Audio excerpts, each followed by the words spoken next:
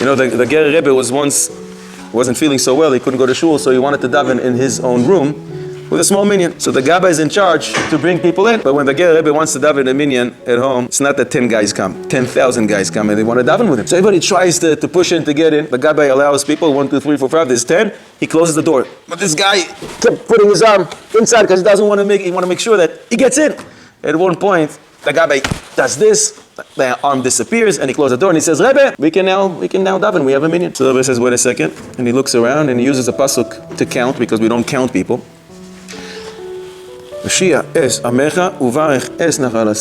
Gabbai, we only have 9. Get one more guy in. He says, Rebbe, we have 10, I just counted.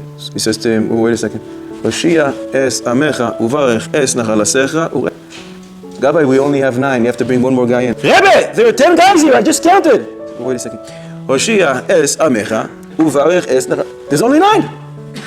So Gabbai says, Rebbe, there are 10. So the Rebbe says, you probably think that there are 10 here. I know why. In Sanhedrin Nun Ches, the Gemara says, one who strikes his fellow Yid, even before he actually does this, he just raises his arm, he is called a Rasha. We learned it from Moshe Rabbeinu. Vayomer LaRasha, Lama Takeh Re'echa. Why are you going to strike? He didn't strike him yet. And Moshe is calling him a Rasha.